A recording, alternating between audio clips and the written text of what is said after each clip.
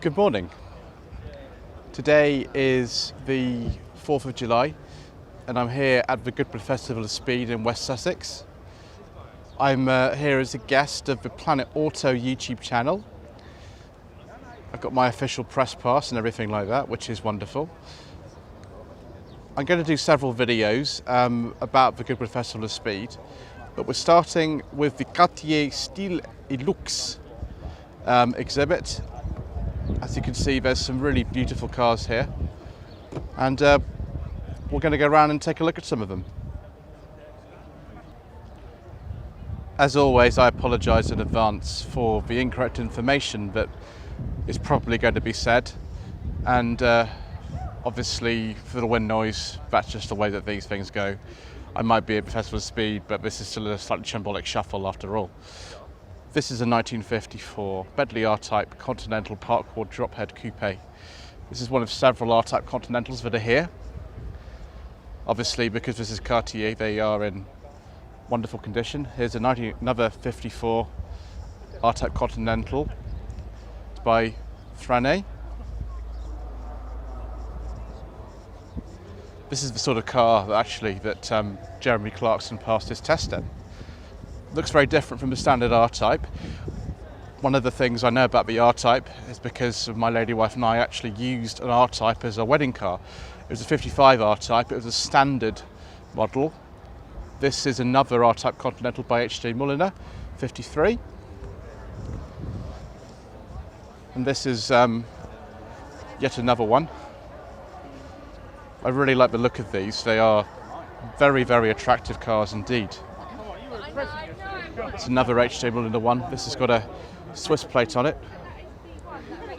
And a final one here. Probably my favourite because I really like this colour. This is a 55 R-Type Continental H.J. Mulliner. See if we can get a shot of this interior as well. Profile of these is extraordinary. Very sort of 50s to have the rear wheel spats like that. Hold it as close as I can so I don't focus on it that much. There we go. Look at that interior, the piping around the leather seats. Such an attractive car.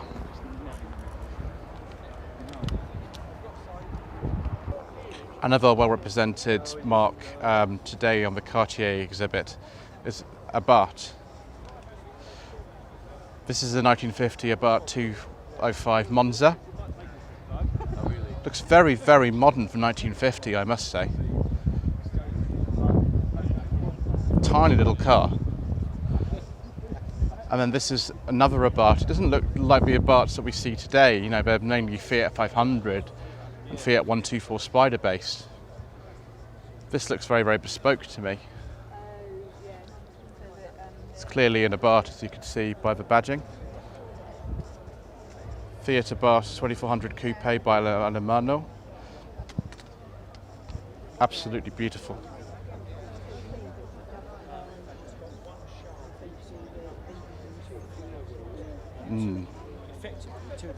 Wow, look at that. Look at that interior. Love these beautiful old Italian cars. This is 1959 Lancia Familia Sport Zagato. Lancia were independent from Fiat until about 1970. And when they had their independence, they used to make cars like this. Just extraordinarily beautiful.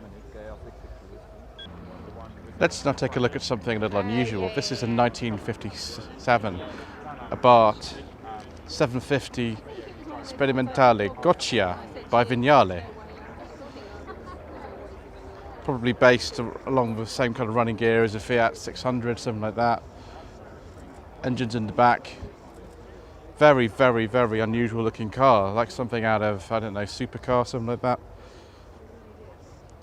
Maybe see where Jerry Anderson got his inspiration from, if cars like this were coming off production lines in the late 50s.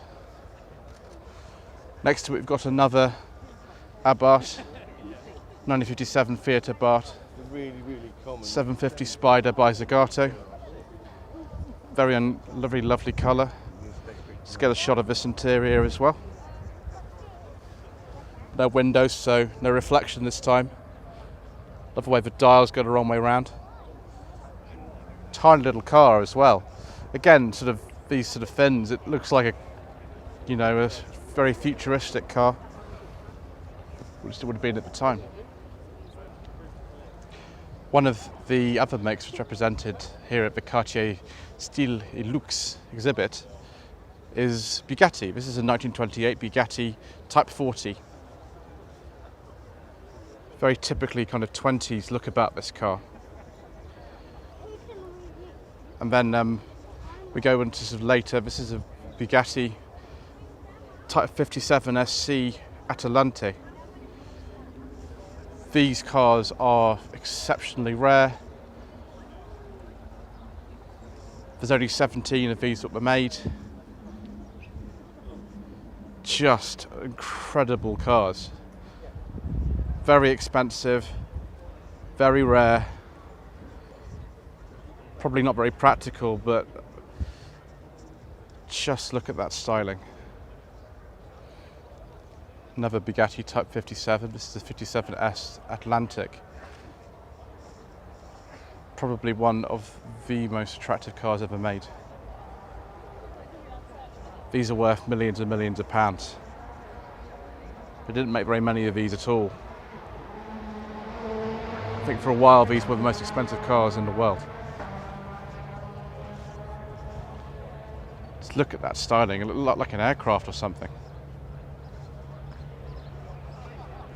Absolutely and utterly indescribably beautiful. I can't possibly film everything at the stand or everything that's at Goodwood. That would be impossible. So let's move on to Aston Martin. This is a 1990 Aston Martin V8 Zagato Volante. We'll have a look at some more standard V8s a little bit later, but this is by Zagato. Wonderful colour. Absolutely and utterly typical of the period, I'd say. Being with Volante as well, I'll be able to get a shot of the interior as well for you in a second. Lots of wood and leather on this car. They put their own door handles on it, it's interesting. So there we are. Lovely gauges, dogleg 5-speed gearbox. Even got sort of green carpet in it. A more standard looking V8 Volante with this one here. This is a 1989 V8 Volante. It's kind of similar to the car in the Living Daylights, although that one was a little bit earlier than this. You can see that the design, which dates back to 1967, would have looked very old-fashioned by 89. And the Zagato and this one are the same car underneath. Similar kind of interior, dogleg gearbox, lots of wood, lots of leather. This one's actually a 4-seater. The Zagato is a strict 2-seater. Big lip spoiler. Lots of background noise from the track that's close to here, and also the rally cars that are going up and down it.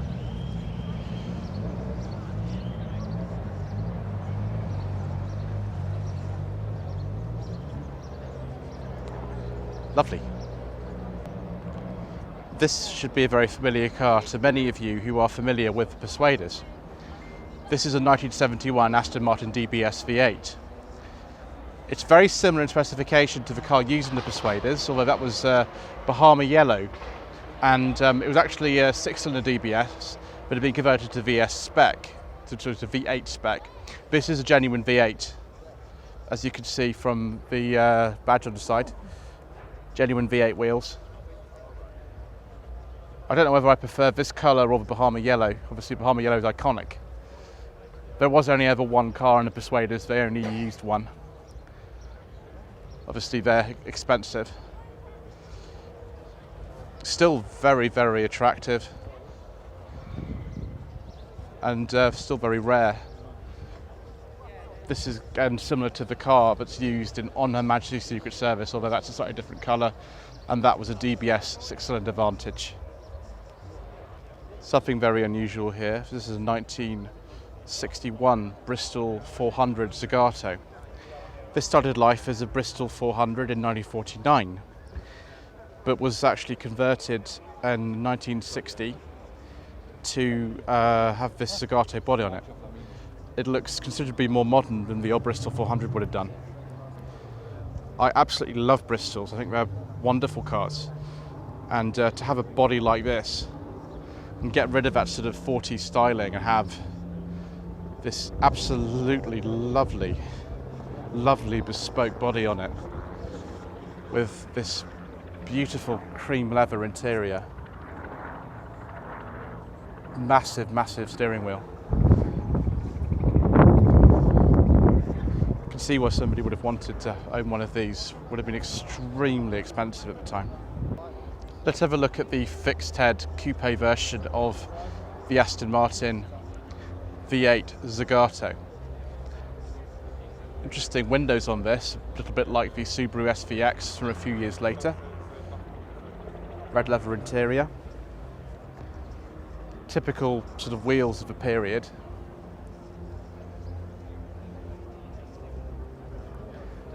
I think the Volante looks a lot better than the coupe. I mean, this is an interesting car, but I think the coupe is less handsome than the Volante.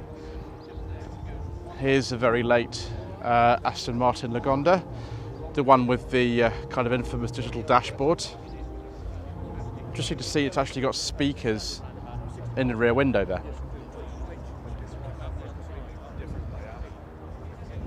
Those door handles look very similar to the ones used on a Ford Capri. I don't know if they actually are the same, but they look. So you look at. So take a look inside. I'll try to hold this as close to the window as possible to get rid of the reflection. Yeah, there's the famous dashboard and the absolutely bizarre switchgear that they used. Really long car. This is an 85 Lagonda Series 2. They made them up until about 1990.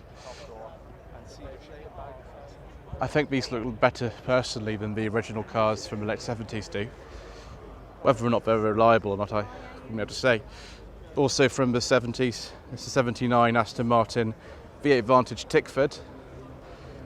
Kind of similar to the car that's used in Living Daylight, although this is a bit earlier and it's a different colour. The car that they used in Living Daylights was the personal car of Aston Martin's chairman, Victor Gauntlet, at the time, and was an 85 V8 Vantage. And then in some scenes they used a V8 Volante as well. Beautiful dark blue colour with the beige leather interior.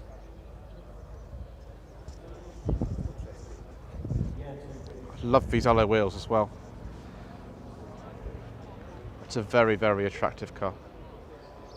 Just found this other Bristol. It's a 1958 or 1960 Bristol 406 GT Zagato.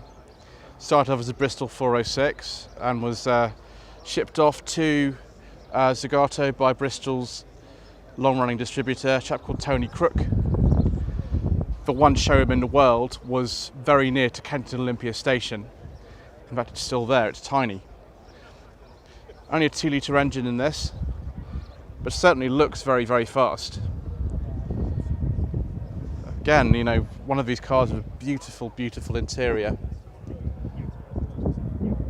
Just get a look at that steering wheel.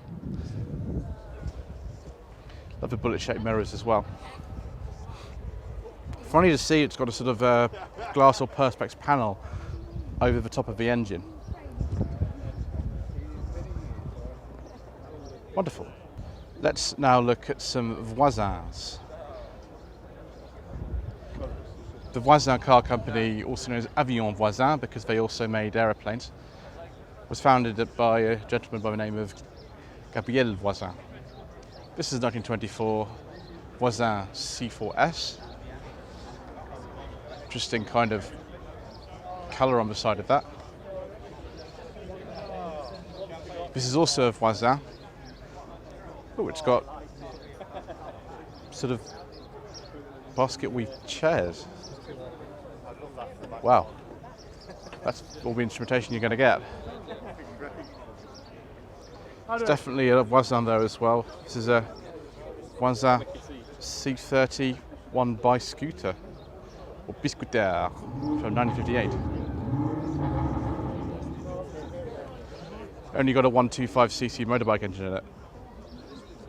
I don't think that'll be going round Le Mans in any sort of record-breaking time. Another Voisin here, 1932 Voisin C24 limousine. Are you with me now? Is that right, Mike? Yeah. No, I'm agreeing with you. It's about people that dig their heels in. I love these sort of pressed disc wheels on this car. So then you get your slaves. Interesting logo that Voisin had at the time. Oh, someone left the door open. Oh, we can have a look at the interior. Oh, wow. That's interesting. Like a 1930s ballroom or something. Oh, it's got two little occasional seats as well. Very nice.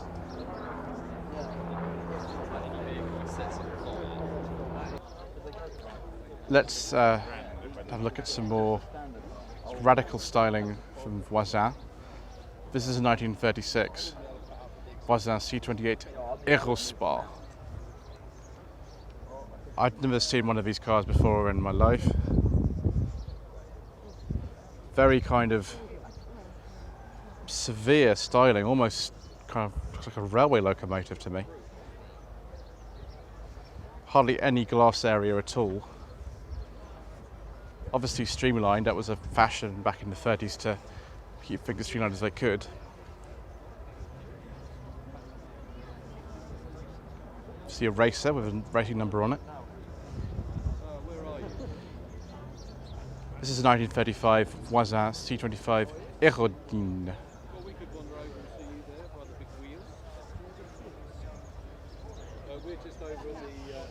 A bit more sort of glass area on this one. Another kind of